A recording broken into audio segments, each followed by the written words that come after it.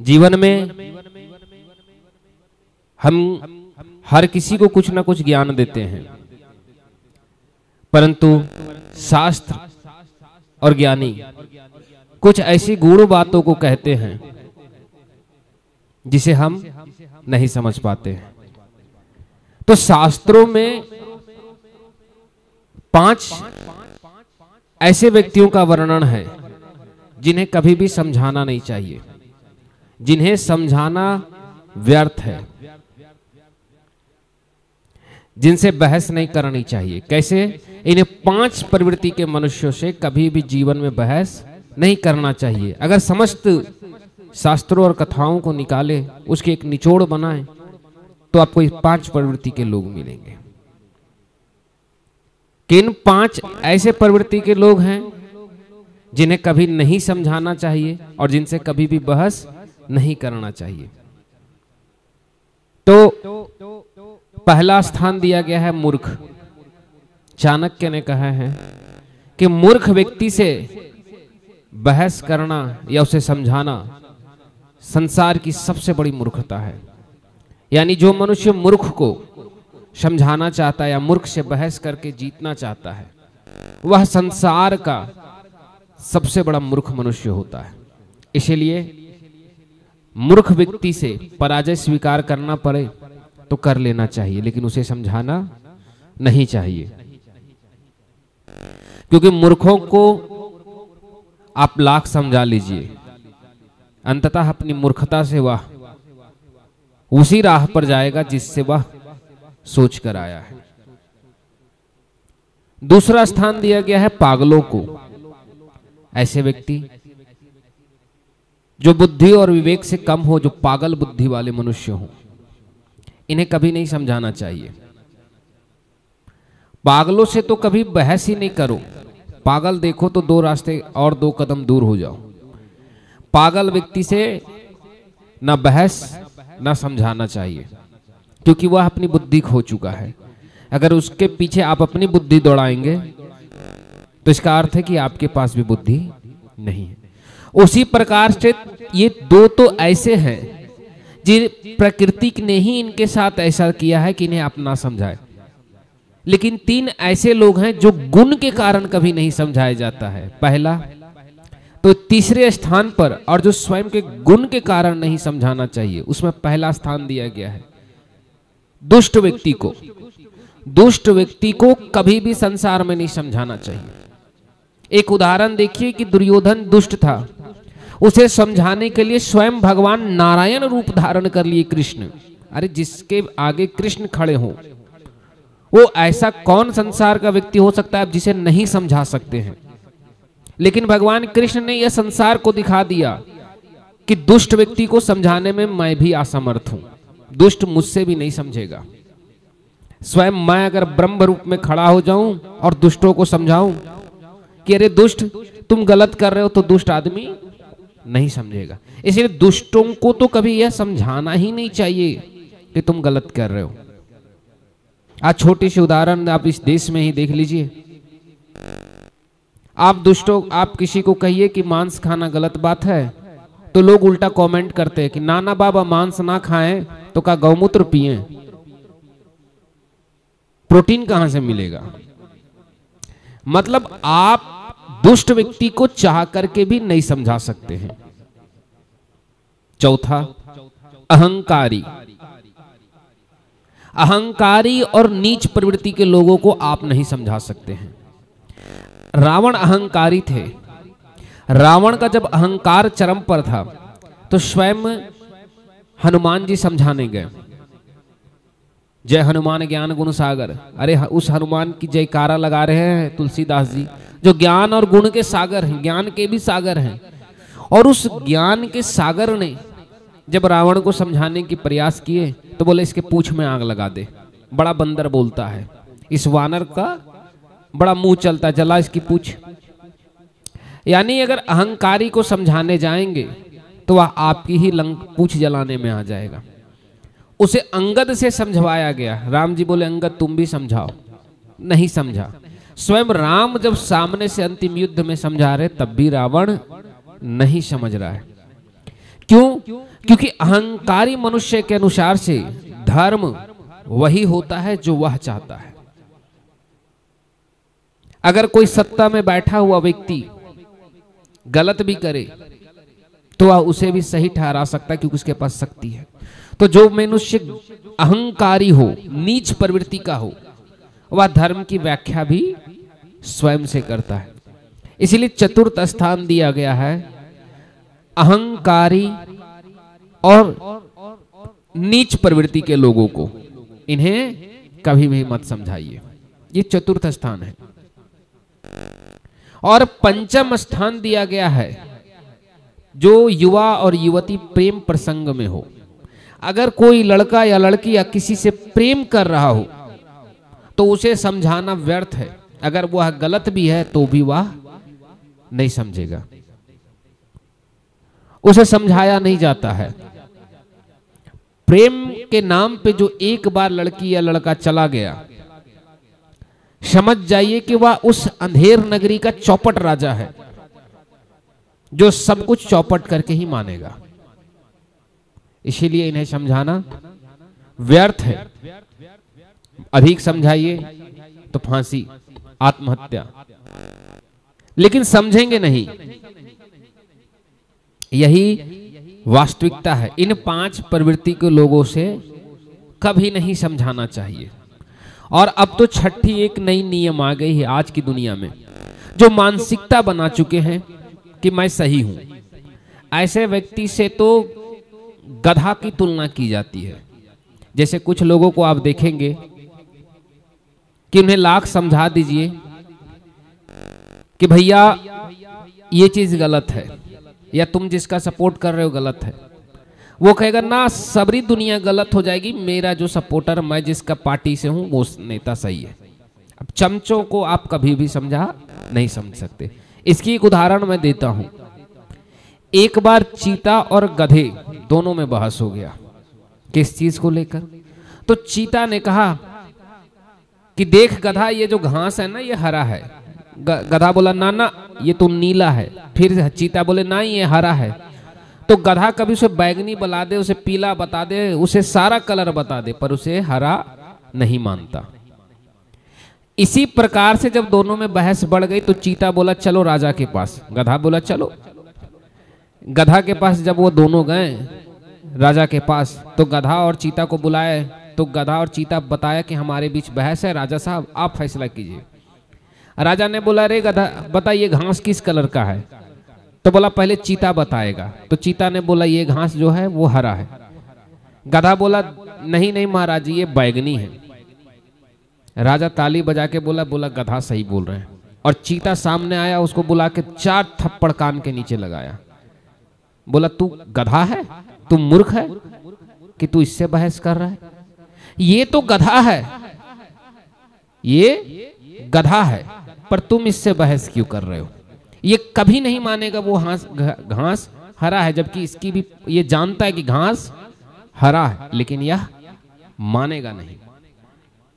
उसी प्रकार से जब कोई गधे की भांति हो जाए कि भैया सब कुछ कर सकते हैं लेकिन हम मानेंगे तेरा बात नहीं, तेरा बात काटने का 100 तर्क ला देंगे, लेकिन अपनी बात को गलत साबित नहीं होने देंगे। बस यही प्रवृत्ति वाले मनुष्य जो होता है इसे भी नहीं समझाना चाहिए। लेकिन मुख्यतः मैंने 5 बताया। कौन कौन से 5 लोग? ऐसे 5 लोगों को मैंने बताया। तो उसमें सबसे पहला मैंने बताया मूर्ख, दूसरा पागल, तीसरा दुष्ट, चौथा अहंकारी और नीच, और 5वां जो प्रेम प्रसंग में पड़ा हुआ व्यक्ति हो। और 6ठा स्थान मैंने उसे दिया जो व्यक्ति जिद में पड़ा हो, जो किसी का चाटुकार हो। आज राजनीति होती है, पार्टियां बनती है, तो उसके कुछ चाटुकार भी बन जाते हैं, पार्टी के अंध सपोर्टर बन जाते हैं। बस ये 6ठे कैटेगरी के वही लोग हैं। बस समर्थन करना है, किस लिए करना है नहीं पता। तो ऐसे 6 प्रवृत्ति वाले लोगों को नहीं समझाना चाहिए।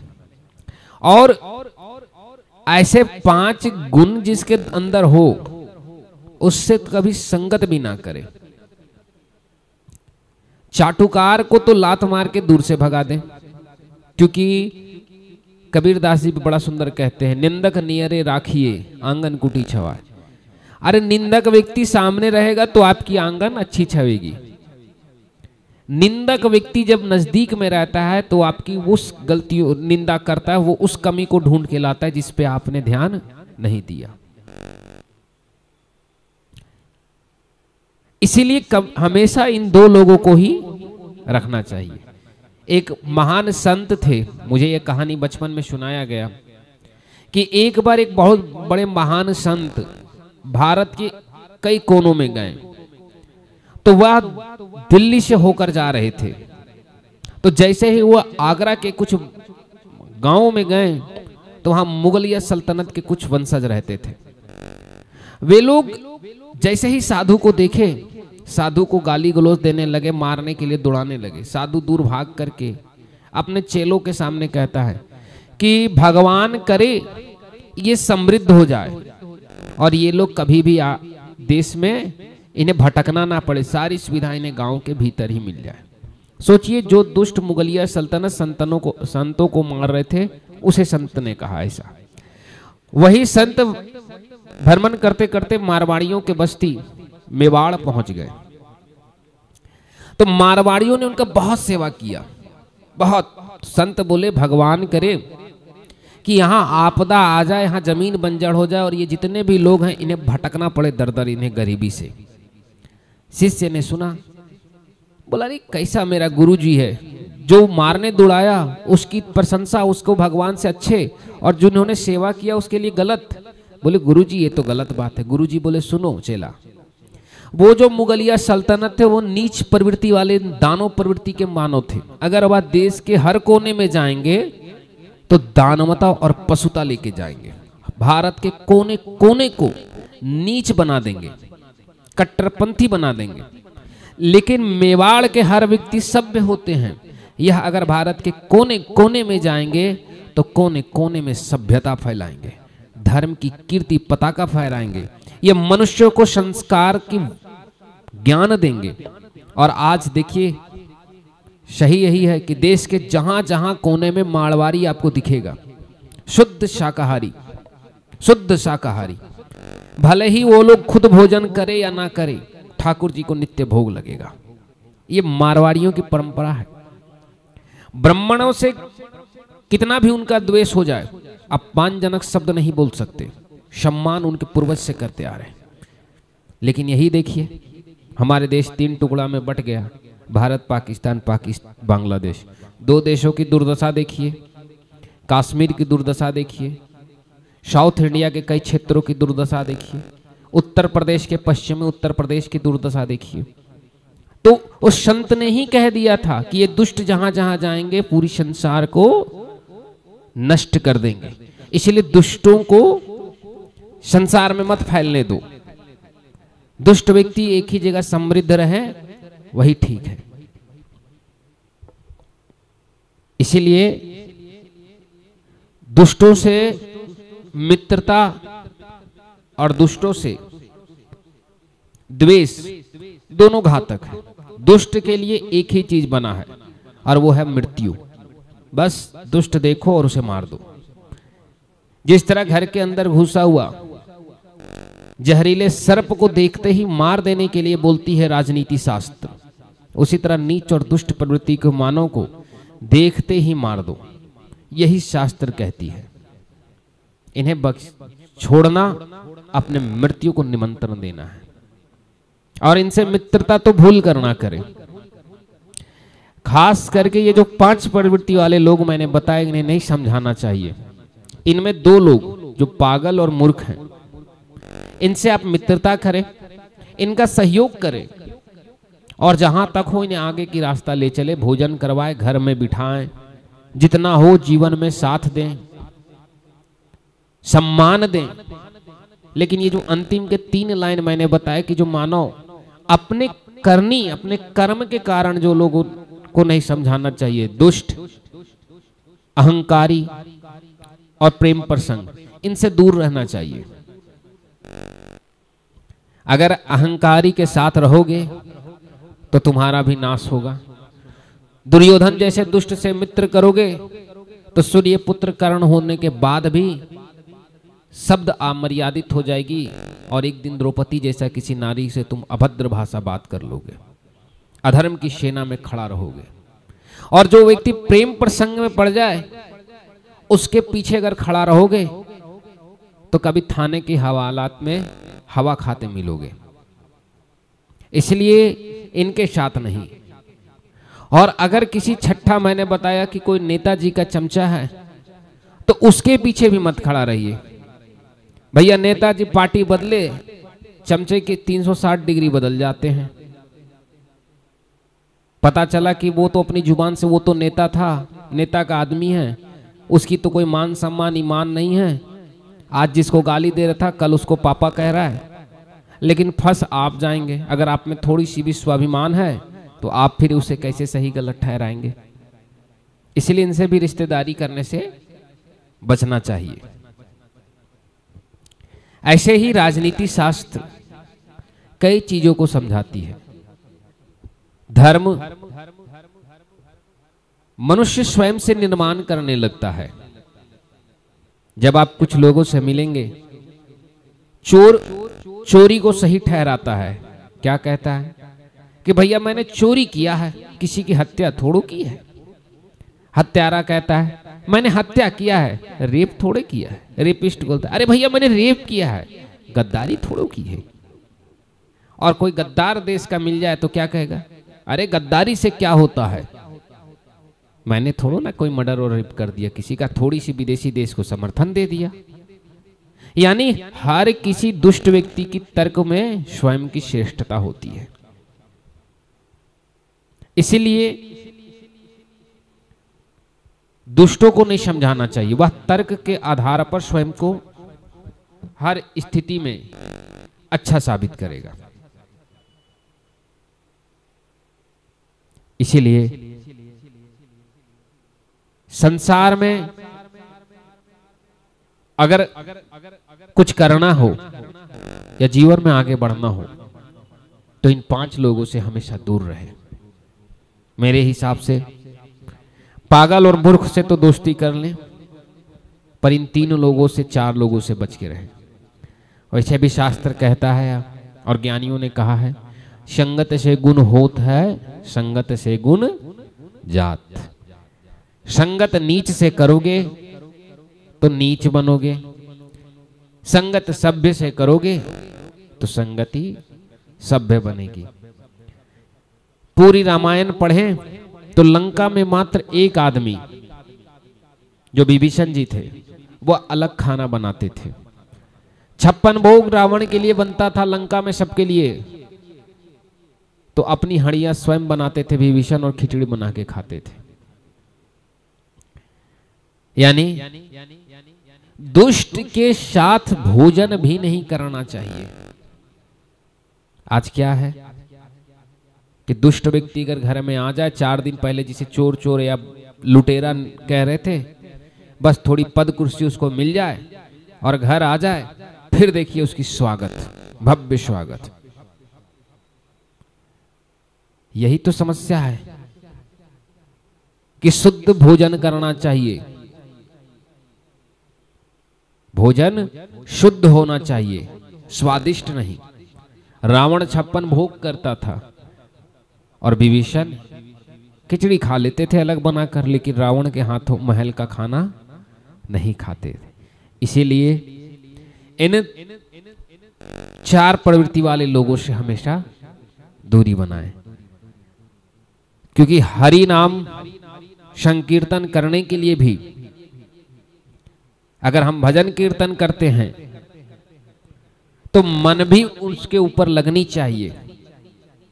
अगर सामने वाला दुष्ट हो तो वह 100 तर्क देगा कि भजन मत करो।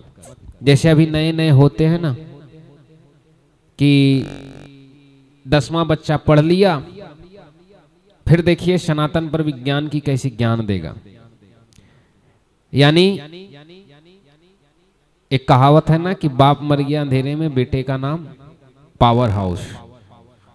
तो जिनके बाप दादाओं ने कभी स्कूल का मुंह ना देखा हो, आज उनके बच्चे मात्र 10वां का सर्टिफिकेट ले लेते हैं या किसी प्रकार से इंटर कर लेते हैं। फिर देखिए बड़ी बड़ी डींगे हाँकेंगे कि सनातन में ये है अंधविश्वास, विज्ञान तो ऐसे होता है। क्यों? क्योंकि कहा गया है खानदानी अमीर जो होते हैं ना, उनका व्यवहार झलकता है, और जो नए नए अमीर बनता है ना, उनका दौलत ज्यादा चमकता है। उसी तरह जो खानदानी पढ़े लिखे होते हैं वो व्यर्थ में ज्यादा बहस नहीं करते, अपनी संस्कृति परंपरा को मानते हैं। और जो भी नए नए 10वां और 12वां का डिग्री लेके लड़के घूमते हैं, जिनकी नई नई पीढ़ियां अभी पहली बार डिग्री ली है, जो पहली बार वकील डॉक्टर बन गए, वो बड़ा विज्ञान की बात करेंगे हर बात पर, क्योंकि उनके बाप दादा कभी जीवन में किताब का मुंह देखे नहीं। जिनके पिताजी ने किताब का मुंह देखा है, उनके बच्चे अगर बड़े बड़े MBBS और MS भी बन जाए तो हॉस्पिटल का नाम रखेगा राम राम, राधे श्याम, जय श्री कृष्णा, राम नारायण, नारायण कृपा धाम, ऐसे ऐसे नाम रखते हैं। और जो नए नए पढ़े लिखे हैं वो सबसे पहले बात कहेंगे, अरे ये सब तो अंधविश्वास है, साइंस अलग होती है। क्यों? क्योंकि उसने कभी जीवन में पढ़ा नहीं, जीवन में पढ़ा नहीं। अगर कोई व्यक्ति कहे कि मैं तो समुंदर तैर के यूं ही पार कर जाऊं यहां से अमेरिका, तो इसके मतलब उसने कभी समुंदर को देखा नहीं। इसका मतलब उसने समुंदर को देखा नहीं, वरना जिसने देखा है वो इतनी बड़ी डींगे नहीं हाँकेगा।